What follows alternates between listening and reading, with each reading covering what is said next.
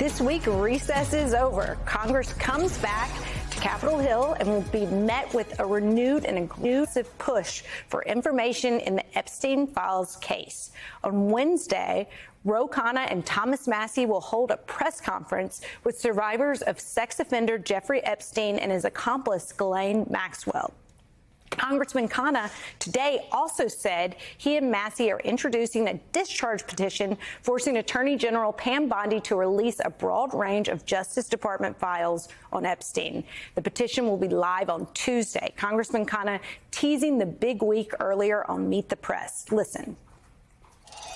What will be explosive is the September 3rd press conference that both of us are having with 10 Epstein victims, many who have never spoken out before. They're going to be on the steps of the Capitol. They will be telling their story, and they will be saying clearly to the American public that they want the release of the Epstein files. Also in the coming weeks, members of President Trump's Justice Department will testify before the House Judiciary Committee over their handling of the case and more. Politico is reporting that FBI Director Kash Patel is set to give testimony on September 17th, and Attorney General Bondi is expected to appear on October 9th. Joining us now, Vermont Congresswoman Becca Balint. She serves on the House Judiciary Committee. Congresswoman, what can you tell us about the upcoming hearings with Attorney General Bondi and Kash Patel, and what are you planning to press them on regarding Epstein? Look, we want answers. We want answers for why somebody who not only was convicted of sex trafficking, but also is accused by scores of victims to have been abusing them herself, why would she be given any purchase and cover by this Justice Department? You have her being transferred to a lower security facility, a cushier place for her to be. She was convicted and sentenced to 20 years for what she did to those victims. And Virginia Giuffre's family said, earlier this month, they are sitting with their horror and disgust, as are Americans, as they watch this. And so we have a responsibility in the Judiciary Committee to press hard on Bondi and Kash Patel, but also I would like to hear from Todd Blanche, who sat with Ghislaine Maxwell. I'd like to know what they talked about. Why is it that we are entertaining this convicted criminal at all when she has so much to gain? And we have heard rumors that her attorneys and her family have reached out to the White House for a pardon. You can hear my outrage and disgust. It's not just me, it's everyone on the Democratic side of the Judiciary Committee and our partner on the other side, who's been terrific on this issue, Thomas Massie. So we are asking this not just because it is our duty, but because Americans are saying, where are the people of faith across this country, including, I might add, the leader of the House of Representatives, who is constantly talking about his faith? Where is he in this moral moment? Can I just say, Congresswoman, I mean, you're rightfully asking it as a question, but we also know the answer to that. Isn't it because that she has something to offer the president wants to get his name cleared? And there are, we heard that the birthday book is going to be coming out this week. I think it was Congressman Garcia, I think, that may have said that the book is going to be released. And so I think people instinctively know that the President of the United States wants to have somebody out there saying that he is not involved in Jeffrey Epstein and trying to absolve him from any of the discussions that have been had and the rumors and the allegations that he may be linked to Jeffrey Epstein in multiple ways. If she's willing to come out and say that, which was already the case in the interview that she had with Todd Blanche, where she said, I'm so proud of the president. I think he's done such a great job. I'm so happy that he's become the president of this country. Isn't it kind of obvious what this is all about? Oh, it's obvious. But our job is to hold their feet to the fire and make our colleagues in Congress squirm. Are they comfortable with giving cover to a convicted pedophile and sex trafficker? We are not going to make life easy for them, because this is disgusting. That all of these people who claim constantly in committee to be caring about women and girls, I hear that all the time. when I am in the Judiciary Committee. They don't care about women and girls. What they care about is their own sick power. Becca, I wonder if you could talk to us about Representative Massey. It is so unusual for a Republican to push this president on anything at all, ever. I'm curious what you think is going on there. It's just so unusual, and he's voted against his party, and I wonder what you think is happening. I think Thomas Massey knows who he is.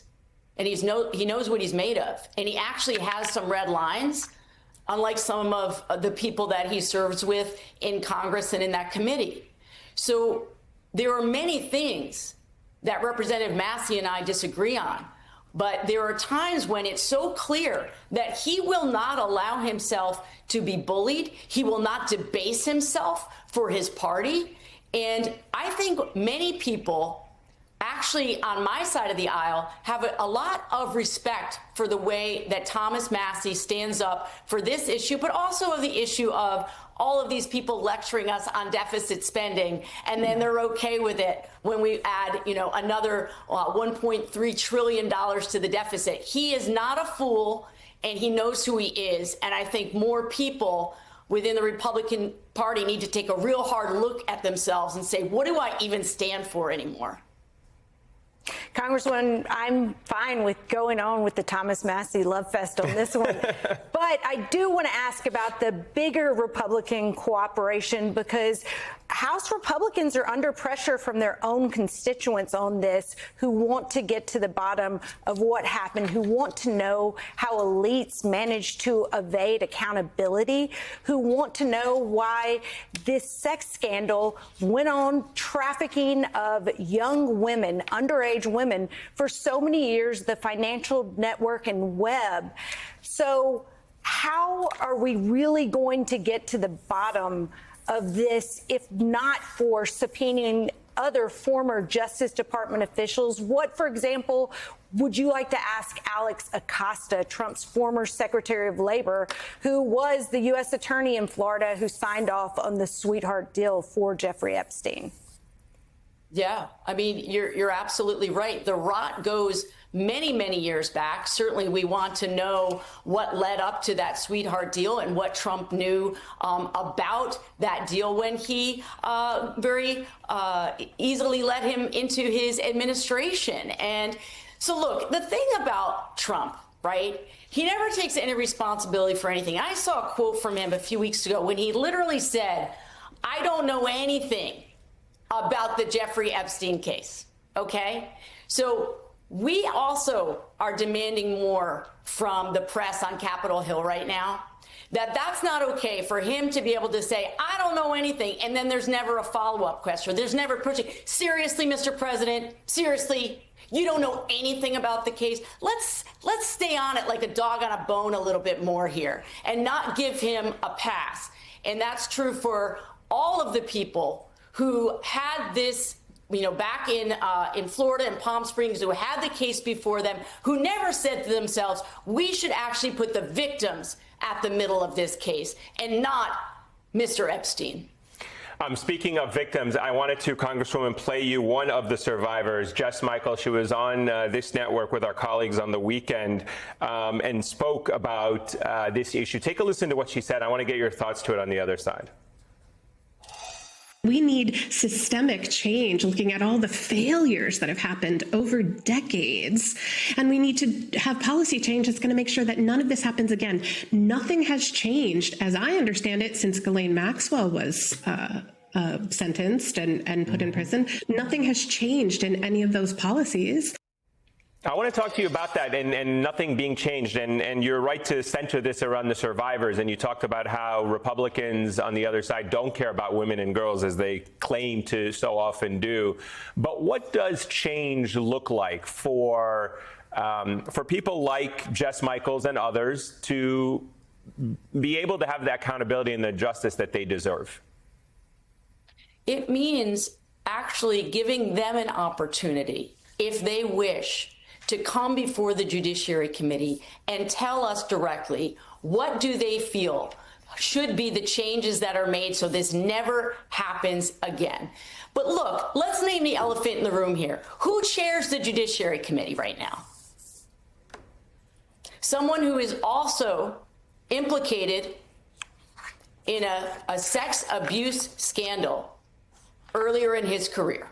So that, I think, gives many of us, I'm speaking, of course, about Mr. Jordan, I think many of us feel very uncomfortable with him being the chair driving any kind of investigation of this when he has his own dark cloud hanging over him. And I'm going to say the thing that so many people will say behind closed doors on Capitol Hill. I'm going to say it right now.